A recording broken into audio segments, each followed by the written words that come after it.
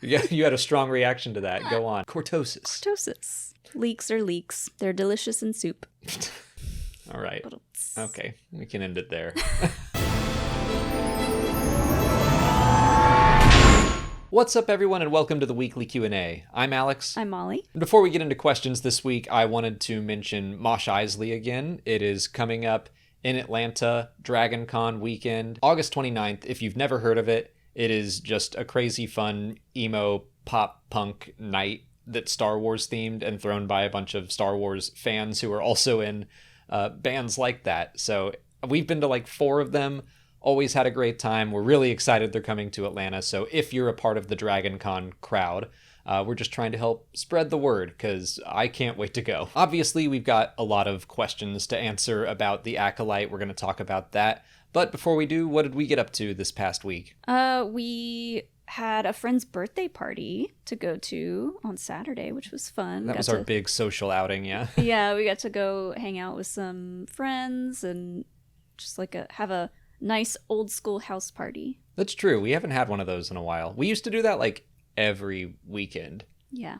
And now we're old. Now we're just busy and tired. Yeah, that's kind of what I mean. That comes with being old, I guess. Yeah, we have responsibilities and we get tired more easily. Although we did stay out pretty late and there was impromptu karaoke, so we're not that old. That is true. But it was really fun. There were a lot of people there who are also watching The Acolyte, so of course we can't escape it, especially a show like this that I have so much fun talking about. So we were doing a lot of like theorizing and chit-chatting about the show and like what's going to happen next. So it's just funny to me that like it always comes up and stays part of the conversation. You just think it's interesting. I just think it's interesting. But like for this show, I don't mind. You know, sometimes I'm like, no shop talk. Can we talk about anything else on the weekends? But for this show, you know, I'm not really getting tired of theorizing and talking about it. I also, just think it's interesting for us that we spend all week talking about Star Wars. We go to a party and then someone brings up Star Wars and we're like, oh, do you want to talk about Star Wars? Like we just keep going. But we gotta fill everybody in on the drama online. Sure. Who are friends who are not in the online space as much as we are. Yeah, just tell everyone, you won't believe. What, do you remember Kiadi Mundi? And they're like, yeah, big head man. Like, yeah, you won't believe how mad people got. Sometimes they just want to hear the tea. Get that tea.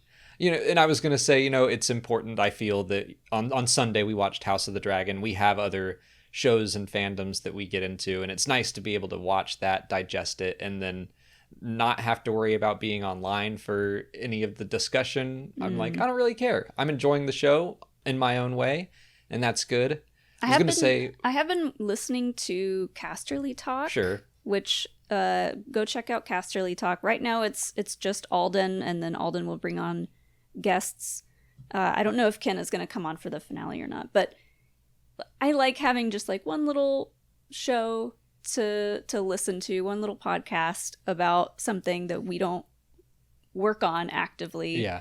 So that I can kind of understand what's going on, because I have such a hard time remembering everyone's names and who's who and like I do too. What's happening. Like, but I'm loving that show. Game of Thrones, I was in the peak of like reading those books and theorizing. I was in the thick of it for that fandom, and now House of the Dragon. It's definitely pulled me back in after I was a little iffy after the way Game of Thrones ended, but I'm enjoying House of the Dragon. But I'm also like, okay, who's that house? And I didn't remember that person was Dornish, and like little things keep popping up that I'm like, oh yeah. I love how sloppy it's getting. I wanted to talk also about Silo. Yes. We watched. Oh my God. We watched through that. We're so late on the Silo game. That's been on my watch list for like since it came out, and I've had several people tell me it's really good, you'd like it, and they were correct. We didn't blow through it. We did kind of pace ourselves, so it lasted like a week for us to watch, but really, really enjoyed that. Yeah. I remember a while ago when I tweeted about starting watching it, Sky Talkers responded and was like, the finale is satisfying. You know, it's a payoff, and I was like, yes, and I think it was. We guessed a lot of things, but also like we weren't quite right. There were a bunch of twists on how those things played out that I was like, oh, that's really interesting. But yeah, like a few of our patrons a week or two ago brought it back up and said how good it was, and that was kind of like the final thing for us to be like, we need something else to watch. Let's put on Silo. Really enjoyed it. Did he just lick your water bottle? Yeah. I don't know if he licked it, but he was definitely sniffing it. Damn. But let's get back to Star Wars. Let's talk about the Acolyte. And the first two questions, I would say, are very Vernestra Row heavy. We got all of our Vernestra books out for the occasion. And you also brought over the holocrons. Is she light side? Is she dark side? I don't know. Let's talk about it. So our first question is from Hiromatsu, Eli is do or do not 7, and Leftist Hominid, who all ask how Chimere got his scar. So you want to know how I got these right, scars? Exactly what I was thinking. Seems like something he might say at some point, but many people have pointed out that it doesn't look like your standard lightsaber strike. It's interesting that we see this kind of curvy scar that looks like a whip strike in the very same episode where Vernestra uses hers. Yeah. And let's point out for non-book readers that the light whip is in the High Republic books. We've been expecting to see it because it was in the trailers, but also once they mentioned Vernestra Row, we were like, we're going to get a light whip on screen. Mm-hmm. So it was still fun to see, even though it was just a fly swatter.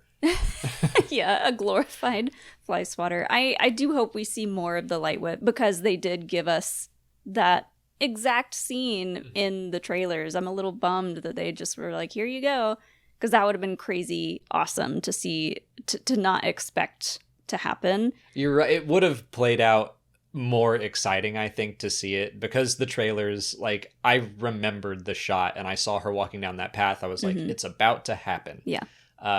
If we didn't know, if we were like, maybe it'll be in it, maybe not, and then even though it was just killing a bug, we would have been like, yes, there it is. But yeah, I think since they showed us that, we will probably see it in combat.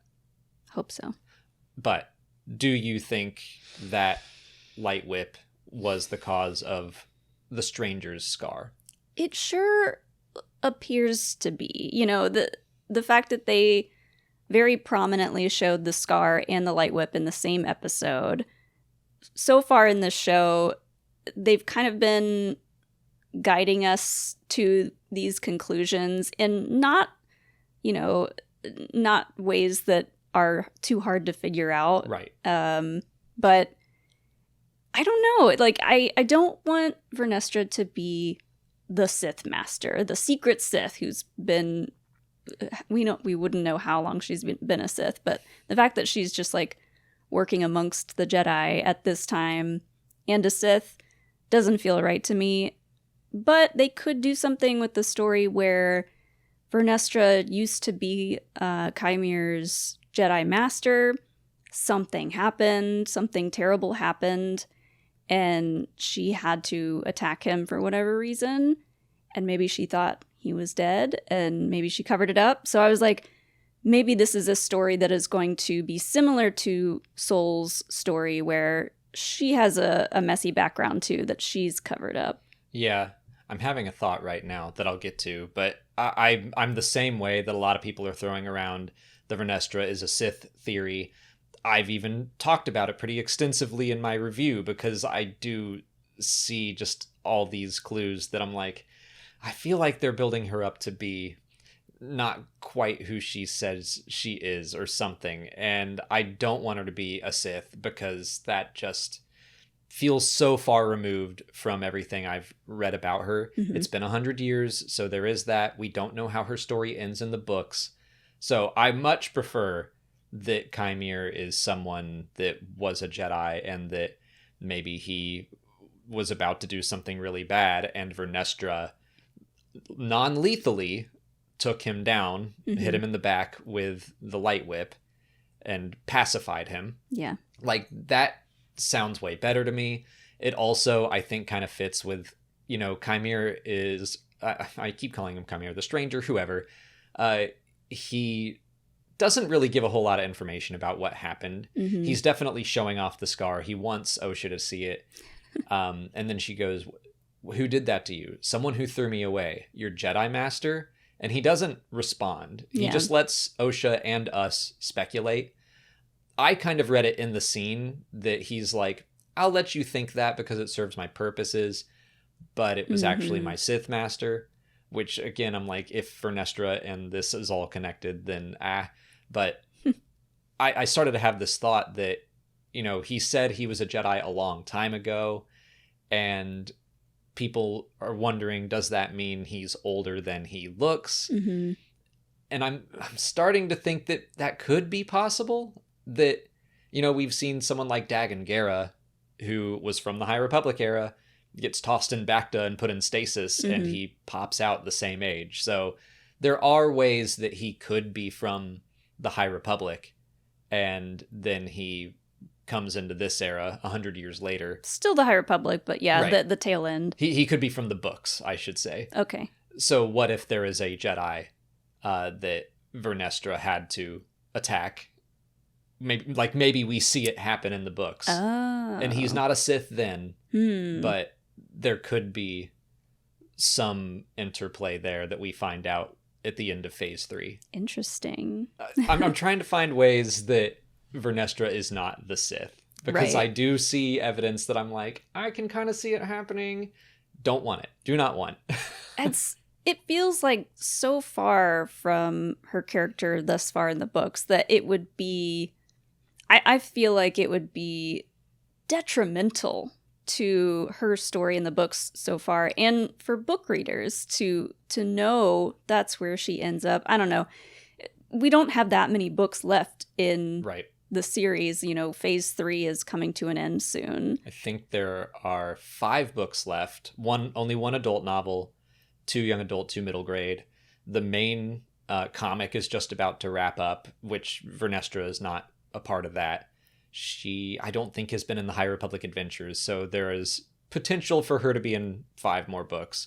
She is one of the most prolific characters. She has been in middle grade, YA, and adult. So, like, she is all over the place. And she's been in the main Marvel comic before, just not right now. There's been nothing in the books so far to point to her going to the dark side and becoming a Sith. There has been things to point to her not being able to trust the Jedi Council members and like just how the council works in general. So it would be a little far-fetched for a lot of people to believe that she could be a Sith at this time. I agree. And the way Leslie has talked about the books, like she's read them, Rebecca Henderson, who plays Vernestra, said that she read all of the High Republic books.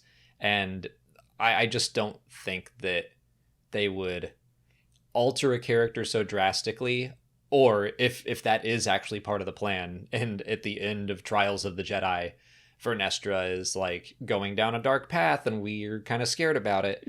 It just feels kind of bad that the show is going to spoil that. Yeah. And so, yeah, if that gets revealed in the show, then the rest of the High Republic books are like, feels like there's a little storm cloud hanging over all of it. Which I wouldn't be crazy about. But I also have to point out that most people watching the show aren't reading the books. So it's like a decision that needs to be made for that, you know, it might affect a handful of the audience, but not most of them. But this is all crazy hypotheticals that we're talking about. It would just be weird that they used her character specifically to then turn into a Sith, knowing and reading all of her stories so far. I could see it instead. Like, she is acting a little out of character for me, but not so drastically that I'm like, yeah, 100 years of being in the Jedi Order as an institution, and we kind of are seeing the ways that it's changing in the books and comics already. So, like, she hasn't felt wildly out of character to me. And also, they just referenced, like, she is unsettled in hyperspace. Like, she has visions in the Force. So maybe she has seen like more of the downfall of the Jedi, and she is just working really hard to try to stop that. That would be interesting too, because that could play into her comment about tipping the scales. Like maybe that is something that's been on her mind a lot. And she's like, here it is, something to tip the scales. I wouldn't be surprised if, like, again, my hope is that she is not a Sith Lord, flawed Jedi, I'm fine with, but not a Sith Lord. But I could still see people, Leslie, the writers, dangling crumbs in front of us, like, look at Vernestra, so that something else is the truth. That's kind of how I feel too. Like, this could all be a red herring, and it could be that whoever the other Sith is has their own light whip. You know, it could just still be a light whip, and turns out, you know, we were just meant to think maybe it was Vernestra, but it's someone else with a light whip. Or it could be Force lightning scar. Sure. I don't know. Like, it could be from something else entirely. Absolutely. And I'm down with that. While we're talking about Vernestra and potentially trying to stop the downfall of the Jedi Order, Will Hawk, Robert Miller, Saf the Staff, and or Mappa all ask, will Sol be used as a scapegoat for all of this mess? That is, unfortunately, on the top of my list of how I think this is going to end. They definitely seem to be building towards that. Vernestra, you know, and Mog, their conversation about, like, that's a pretty serious accusation, saying that Sol fell, but she doesn't deny it, even though she did hear echoes of the crime scene that, feel like they suggest he did not fall. Yeah. So maybe Vernestra, at the end of the day, maybe she sees the evidence presented and does think, well, that is probably what happened. Like, maybe the stranger puts his red lightsaber in Sol's dead body's hand and, like, just leaves. There could be a way to manipulate all of this so that it looks like, well, Sol went bad and went crazy, and whatever happened on Bryndock, just finally he snapped. Yeah.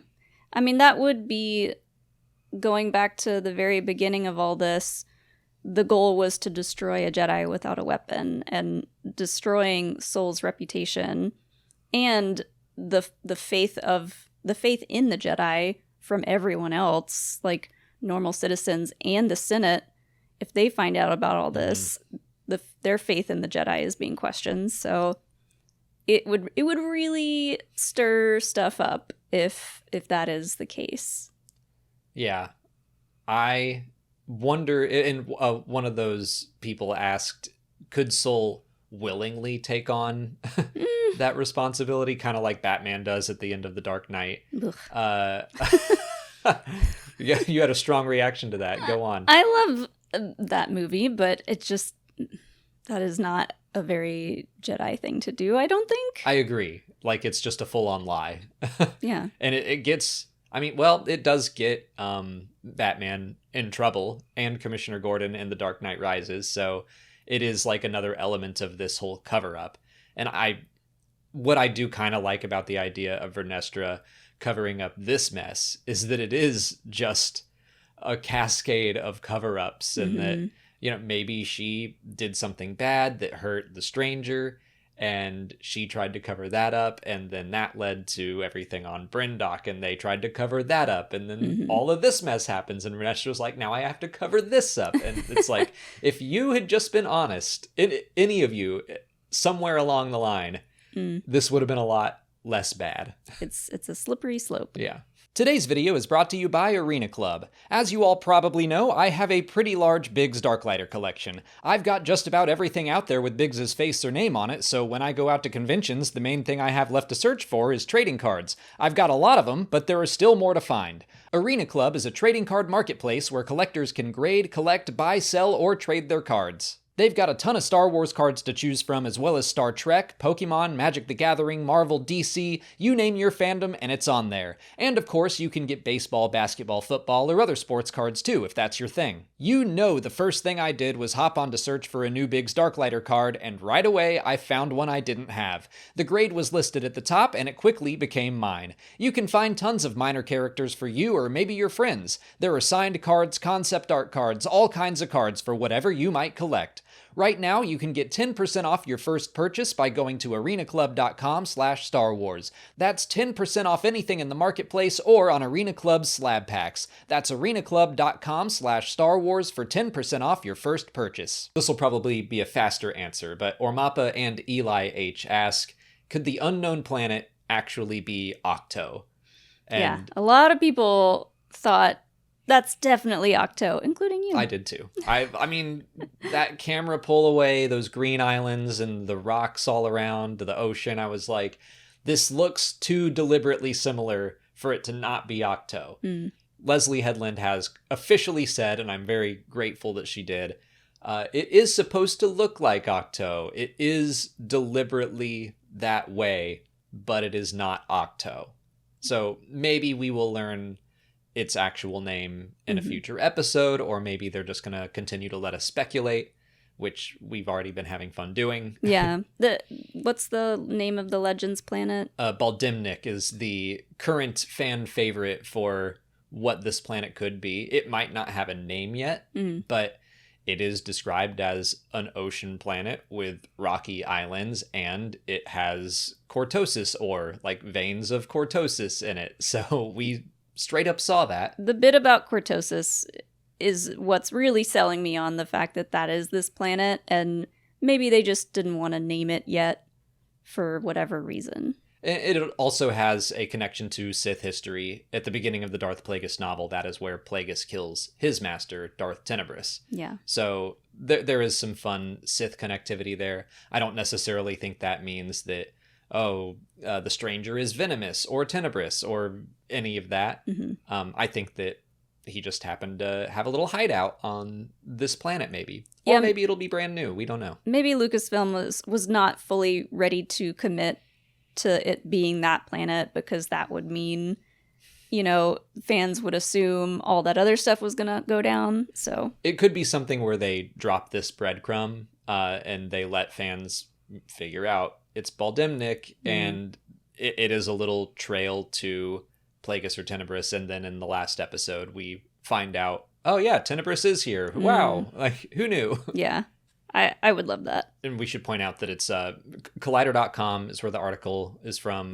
Maggie Levitt's interview with Leslie Headland, which was a very long interview, very detailed, and that's just like one little bit of it. Jumping back to episode 5, Daniel Allenson and Sarah Black both ask, why did Osha's stun blast not work on the stranger? I thought that was an interesting one. I did notice it in the episode where he just shrugs that off. And to me, I usually think about it as like, it's a signal that they're powerful, it takes several stun shots to bring Wrecker down, or even a Republic Commando in the Bad Batch. Sure.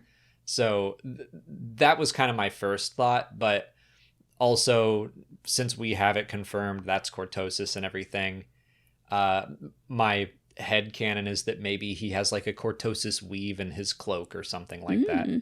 Yeah. Could be that. Could just be that when he was shot with that, it, part of it hit the helmet and it just shorted out. Yeah. Didn't work. Yeah.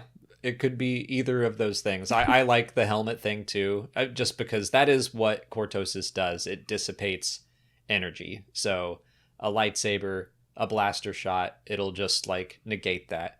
So a stun blast being less powerful than an actual blaster, like, yeah, okay, it dissipated. Whether it's the helmet or, I'm trying to remember, like, Captain Phasma's cloak had some sort of armor woven into it. So that's kind of where my mind went of, he just put, like, he somehow laced cortosis into his black cloak. He's also got, I don't know what the purpose of it is, or if it's holding something, but he's got kind of like a little X-shaped holster situation on his back that could be laced with cortosis also. If someone tried to, again, stab him in the back with a lightsaber whip, he'd be like, no. Shut it down. Shut it down. I'll just try to do the classic cortosis, like the aliens meme. Yeah. Any question we have, just cortosis. Cortosis. I was also trying to think if like maybe the fact that now we know the helmet offers like this sensory deprivation quality to it, if something like that would affect being shot with a blast or with a stun gun, but I don't know. I think it's simple answer. The Cortos is shorted out. I think there's also, with the helmet on, and he's talking about how it's just you and the Force. Like, we've seen Force users block straight up blaster shots, so maybe he just dissipated it with the Force, put a little force field up, and was like, "No, I'm not gonna be hit by that today. Can't do that to me. I have plot armor." And real armor. That's the answer. It's like tiny little stun plot armor. For our last question, we're going months into the past and also kind of into the future because we're going to talk about Ahsoka. Big, flappy, huge pasta and Chandler both ask, could Abeloth be calling to Baylan in Ahsoka and Ahsoka Season 2? So this is coming off of, I had to research it because they asked about leaks and rumors. There's a rumor going around that the mother will be in Season 2 of Ahsoka. I found the source of the rumor.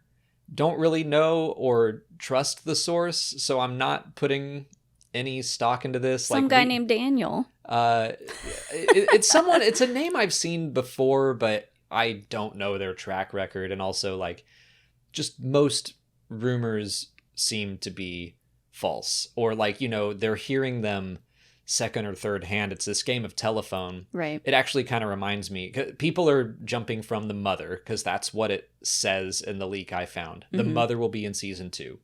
In Star Wars Legends, the mother and Abeloth are the same person. So people are jumping straight to Abeloth, where I'm like, maybe the mother is in it. Doesn't mean it's Abeloth. It could be Dave Filoni, like, expanding on Mortis lore and the Mortis gods. That doesn't necessarily mean Abeloth will be in it. Right. It could be a new take. It just all reminds me of people send us leaks and rumors stuff, even though I keep asking them not to. But sure. We heard that the Acolyte was going to explore the origins of the Night Sisters. And I was like, that sounds like bull. And then we get to the series, and I mean, maybe I'll be eating my words after next week. But right now I'm like, oh, there are witches in it. Someone heard there were witches in it. And jumped straight to Night Sisters. Yeah, and they were like, I know witches in Star Wars, Night Sisters. So I think something similar could be happening where someone said they're going to Mortis and someone called the mother will be there, and then fans go, I know who the mother is. It's Abeloth. And like, the game of telephone, when it comes to like leaks and rumors, it can get pretty crazy. Yeah. So I didn't have this thought at first, but the fact that there are characters known as the Great Mothers in this show, that could have caused someone to say the word mother, and then down the line, someone assumes it's Abeloth. That it doesn't seem super feasible to me at this point in time. And also we have Great Mother Night Sisters, and we have like Mother Anastasia in the Acolyte, so a lot of mothering going on in Star Wars right now. It's giving mother. It's very mother. Mother ate and left no crumbs. So yeah, I would guess right now, like, I do definitely think they are headed to Mortis. I think something is calling Baylan there. It would not surprise me at all if there were another powerful figure there, just because it would be kind of strange for Baylan to get there and be like, everybody's dead. Anakin already killed them all. Not really, but like, Anakin showed up and they all killed each other. Yeah. So there's got to be something there, I guess. Yeah.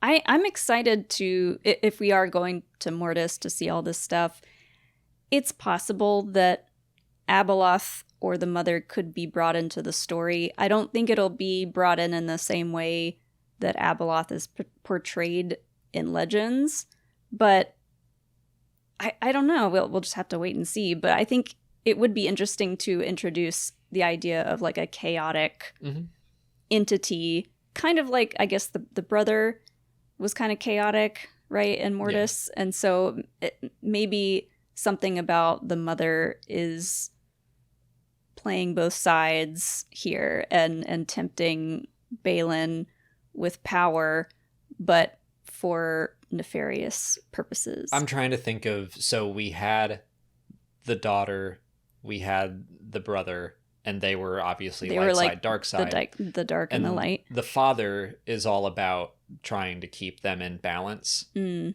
and then maybe the mother is about trying to keep them in imbalance. Yeah. This is just a fun family dynamic. Yeah.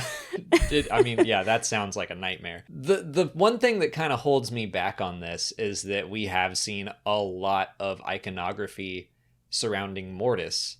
And even at the end of the season, we saw the 3 statues of the father and the daughter and the son. I called him the brother. I was calling him the brother too. Yeah. It's the brother to the daughter. He's a brother, but he's the son. Yeah.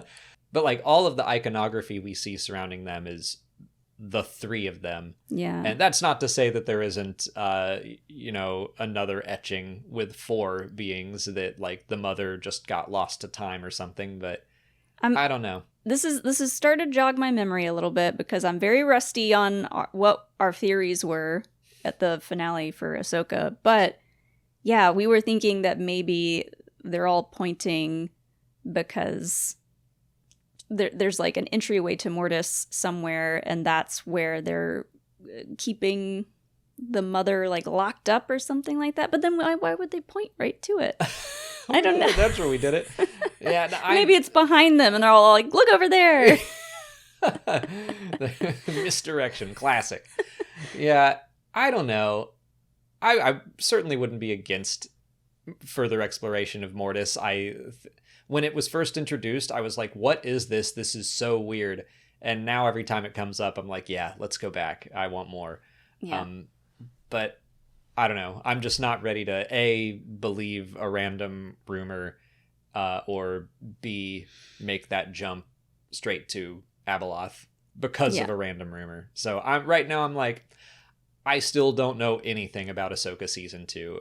It's fun to think about, and it's definitely fun to think of bringing the Mortis gods back into the mix, because like I feel like that's really Filoni of him to do. That's very up his alley. It's fun to theorize all of that, but it makes me sad. Just whenever a leak or a rumor happens and then the blue checkmark accounts put it out into the universe as fact, and then everyone who sees it accepts it as fact, and they're like, oh my gosh, Abeloth is in season 2, yes. And then when it doesn't, stuff does spread very fast. And then when it doesn't happen, they're like, what the heck, man? I was told this, and so they're already mad. And it just like, stuff like that gets spread so quickly, like wildfire online, and it gets people's hopes up. And I just like wish it would be said, like very obviously that this is a leak, a rumor, not confirmed. Some people do that, some don't. But yeah. Plus the person that leaked this had it behind a paywall. It was on their Patreon, and like that's how they put their leaks out. I was like, also, and then people take their Patreon and like post it all over the place. I'm like, this is just so many levels of like, someone's making buku bucks. Is he? I mean, I don't know. I didn't look at his Patreon, but like, he's like, here's my exclusive content, and they're taking their exclusive content and putting it out, and I'm like, I don't know. It's I don't know. We never got into the leak business. And I want to be surprised. Yeah. Some people, I kind of understand. Some people kind of want to know what to expect going in. That's fine. It's not for me. I want to enjoy the roller coaster ride and have no idea what's going on as much as I can. I will fully admit that I specifically sought out the leak from Rise of Skywalker of like that picture of Rey and Ben Solo standing next to each other, just because so many people were talking about it, and I was like, I have to see if this is real. And then you very kindly said, don't go online today. Yeah, I was like, you told me like, don't go on Twitter. Yeah, you will see something you don't want to see. And I was like, great, thank you. Because like I was like, I don't mind. It was something that we had all kind of predicted. So I don't know. Leaks are leaks. They're delicious in soup. All right. Okay, we can end it there. We started watching The Bear, season 3. So I'm thinking about soup and food and chopping leeks. That's Scrubs quote. I'm sorry, son. I was thinking about soup. That's all the time we have for questions today. If you want to leave a question for next week's video, just put it in the comments below or sign up for Patreon to join our weekly Q&A discussion. If you haven't already, please like this video, subscribe to the channel. Follow us on Twitter, Instagram, TikTok, Threads, and Blue Sky. And as always, thanks for watching, and may the Force be with you.